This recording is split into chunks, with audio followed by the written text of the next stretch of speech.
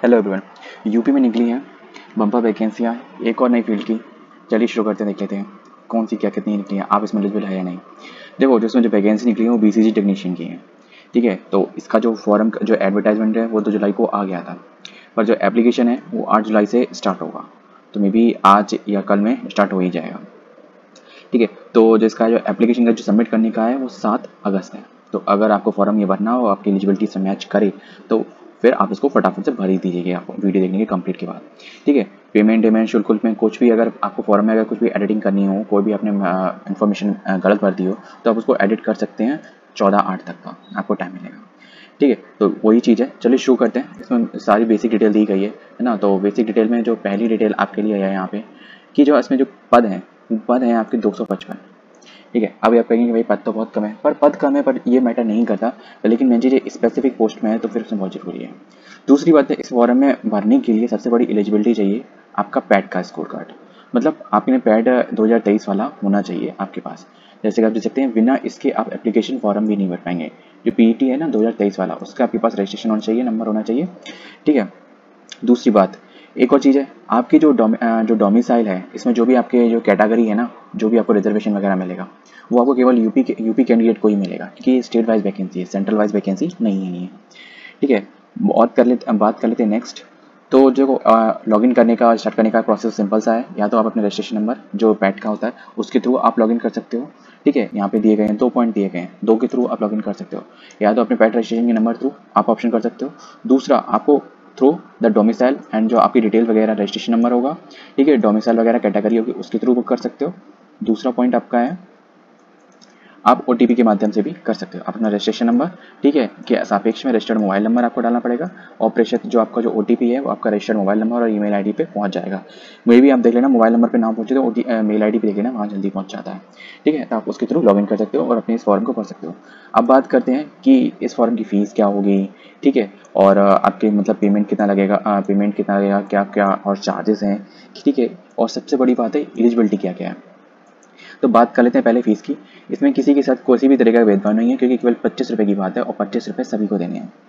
ठीक है, एक और मैं आपको चीज़ बता दूँ, इसमें अभी जो फॉर्म भरा जाएगा ये प्री वाला होगा। ठीक है, तो आपका जो पैट में स्कोर आएगा उसके अकॉर्डिंग किया जाएगा। ठीक है, शॉर्टलिस्ट, फिर आपको एक और फॉर्म भरना पड़ेगा। ठीक है, अभी मैं आपको बताता हूँ। देखो यहाँ पे एक सेकेंड। हाँ, ये देखो यहाँ पे लिखा हुआ है। नहीं, क्या हो जाता है कभी कभी। देखो यहाँ पे लिखा हुआ है साफ साफ इस पॉइंट में, कि मुख्य परीक्षा शुल्क का भुगतान केवल मुख्य परीक्षा हेतु शॉर्टलिस्ट किए गए अभ्यर्थी को ही होगा, द्वारा अलग से किया जाना होगा। ठीक है, ये जो आपका ये तो आपका प्री के लिए पेमेंट होगा, मेंस के लिए अलग आएगा। दूसरा, मुख्य परीक्षा हेतु शॉर्टलिस्ट किए गए अभ्यर्थी द्वारा मुख्य परीक्षा हेतु शुल्क, जैसे कि आयोग या शासन द्वारा निर्धारित किया जाएगा, का भुगतान मुख्य परीक्षा का प्रवेश पत्र डाउनलोड करने से पूर्व किया जाएगा। ठीक है, वो तब की बात है जब आपका शॉर्टलिस्ट होकर आपका मेंस में आएगा। अब आप ये कहेंगे मैं इसकी बात अभी क्यों कर रहा हूँ, क्योंकि आपका प्री एग्जामिनेशन को जो ये पैट जो एग्जामिनेशन है वो कंसीडर करेंगे। ठीक है, तो तभी इसमें जब आप लॉगिन करने के लिए ना पैट का स्कोर कार्ड, सॉरी पैट का रजिस्ट्रेशन नंबर मांगा, क्योंकि वो तभी अलॉट हुआ होगा, आपको पेपर दिया होगा, तभी आपका इस फॉर्म में भर पाएगा। ठीक है, क्योंकि जो आपका जो प्री है, अगर एक तरीके से शॉर्टकट में आप समझो तो प्रीलिम्स आपका पैट हो गया। ठीक है, अब जो भी आपका पोस्ट के अकॉर्डिंग टेक्निक टैक है, नॉन टैक है, जिस तरीके की पोस्ट है, ठीक है, उसका जो एग्जामिनेशन होगा, उसका सिलेबस होगा वो अलग होगा, और उसका मेंस एग्जामिनेशन बोला जाएगा। ठीक है, तो आपको सीधा अगर एक तरह बोलो तो एक फॉर्म केवल आपकी एलिजिबिलिटी चेक करने के लिए है, और मेन जो आपका मेंस वाला है वो आपका एलिजिबिलिटी के बाद आपका मेंस का पेपर होगा डायरेक्ट, और केवल एक एग्जाम और होगा और आप क्लियर कट आपका हो जाएगा। अब बात करें, देखो 255 वैकेंसी है, किसके हिसाब से डिवाइडेड है। जनरल के लिए 111 है, अनुसूचित जाति के लिए 45 है, अनुसूचित जनजाति के लिए 4 है, अन्य पिछड़ा वर्ग के लिए 70 है, और ईडब्ल्यूएस के लिए 25 है। अब ईडब्ल्यूएस एंड ओबीसी वाले दिमाग से सुन लें कि जो आपका जो भी सर्टिफिकेट होता है उसमें क्रूशियल डेट का बहुत बड़े मायने होती है। तो क्रूशियल डेट आपका नया फाइनेंशियल ईयर स्टार्ट हो चुका है, 1 अप्रैल 2024 के बाद से जो भी सर्टिफिकेट आपका बना होगा वही वैलिड होगा।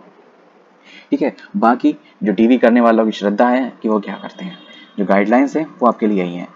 वो वर्टिकल था, ये हॉरिजॉन्टल है। इसमें जैसे कि स्वतंत्रता सेनानी के लिए 5 सीट रिजर्व हैं। ठीक है, बहादुर और श्रवण के लिए 5 सीट रिजर्व हैं। ठीक है, ये कुछ लोकोमोटर्स एबिलिटीज हैं, उसमें ये चीज़ 2 कुल 5 सीट रिजर्व हैं।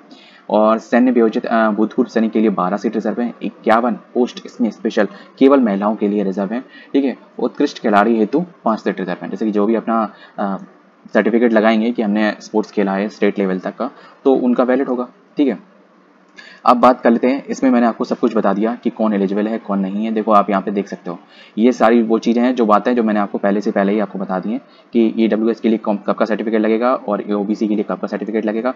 दोनों के लिए गाइडलाइन लगभग सेम ही रहती हैं क्योंकि फाइनेंशियल ईयर का इशू आ जाता है। ठीक है, अब आप देख सकते हो कि जैसे देखो आउटस्टैंडिंग उत्कृष्ट खिलाड़ी के लिए स्पोर्ट्स पर्सन हेतु 2% का आरक्षण है, तो 2% पोस्ट आपके लिए रिजर्व है। ठीक है, ये जो शासनादेश आया था अनाक्रमिक है, तो उसके बाद से ये चीज़ हो गया है कि 2% आपका आरक्षण है। ठीक है, अनिवार्य आर्यता शैक्षणिक एलिजिबिलिटी आप देख लीजिए, जिसके बिना तो आपका प्रीलिम भर दोगे तब भी नहीं होगा प्रीलिम के बाद। ठीक है, इसमें क्या है, आपका नियम के अनुसार, नियम सेवा के अनुसार BCG टेक्नीशियन के पद हेतु सीधी भर्ती किसी भी अभ्यर्थी को माध्यमिक शिक्षा परिषद उत्तर प्रदेश से विज्ञान के साथ इंटरमीडिएट, ठीक है, मतलब इंटरमीडिएट में आपके पास विज्ञान होना चाहिए, ठीक है, साइंस स्ट्रीम होनी चाहिए, या सरकार द्वारा उसके समकक्ष मान्यता प्राप्त कोई परीक्षा उत्तीर्ण होना आवश्यक है। ठीक है, एवं मतलब और स्टेट मेडिकल फैकल्टी, ठीक है, उत्तर प्रदेश अथवा state medical faculty Uttar Pradesh द्वारा मान्यता प्राप्त संस्थानों द्वारा प्रदत्त ट्यूबरक्लोसिस प्रोग्राम मैनेजमेंट में 2 वर्षीय डिप्लोमा प्रमाण पत्र होना आवश्यक है। मतलब 10th चाहिए, 10th में आपकी साइंस स्ट्रीम होनी चाहिए, ऑब्वियसली 10+2 में आपकी साइंस स्ट्रीम होगी, तभी आप ट्यूबरक्लोसिस वाले इस प्रोग्राम में जो ये डिप्लोमा वाला है ना, ये डिप्लोमा चाहिए आपका 2 वर्षीय। ठीक है, 2 वर्षीय डिप्लोमा ही होता है।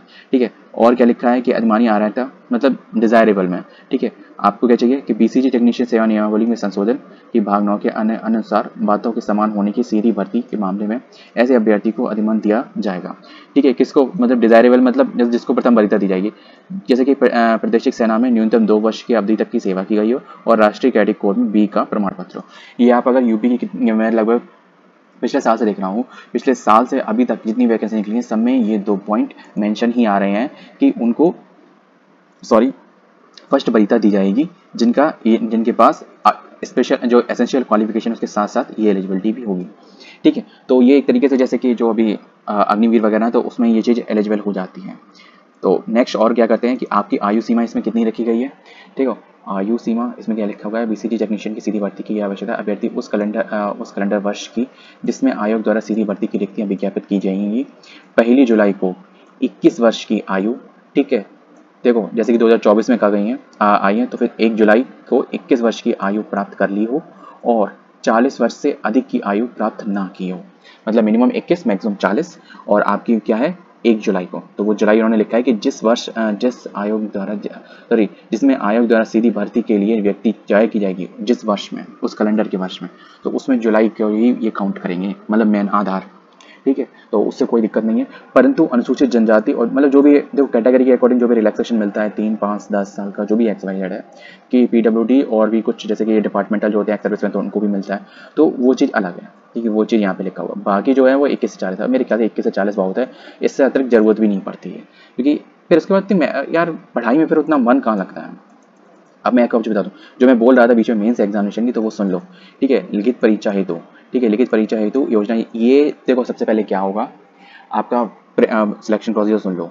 ठीक है, आपका ये जो पैट का पहले आप फॉर्म भर दोगे, फॉर्म भरने के बाद फिर आपको क्या होगा कि आपका जो एलिजिबिलिटी आपने भरी है आपकी चेक की जाएगी कि आपके पास वो एलिजिबिलिटी है।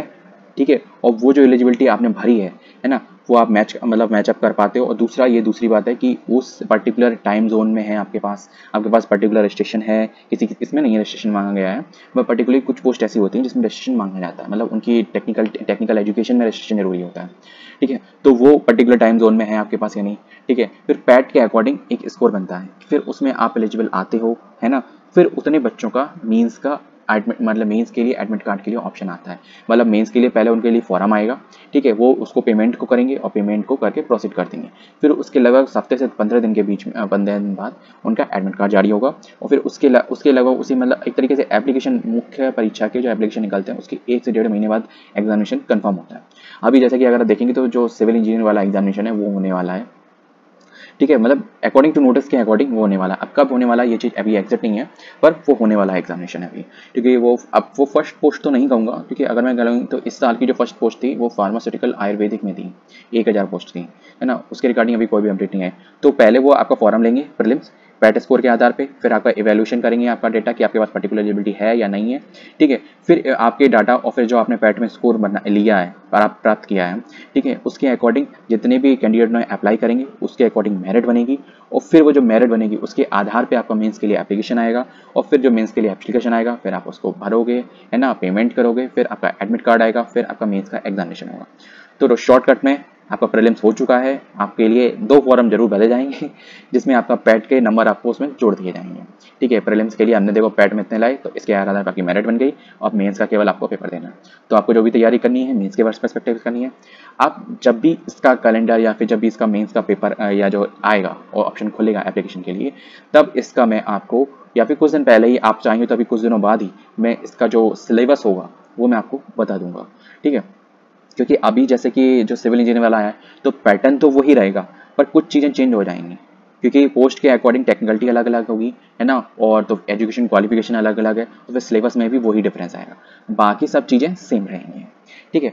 और इसमें क्या चीज़ दी गई है आपको, देखो क्या चीज़ लिखी है, लिखित परीक्षा हेतु शॉर्ट लिस्टेड, देखो मैंने जो बोला वो सब इसमें लिखा ही हुआ है, ठीक है, कि रिक्त के पद हेतु लिखित परीक्षा हेतु चयन, ठीक है। और इसमें जो भी कैंडिडेट लिए जाएंगे ना जो मेंस के लिए, वो 15 गुने लिए जाएंगे जितनी पोस्ट होती है विज्ञप्ति पद के, ठीक है। तो मतलब 255 × 15, ठीक है, आप कर दो, उतने कैंडिडेट शॉर्ट लिस्ट किए जाएंगे।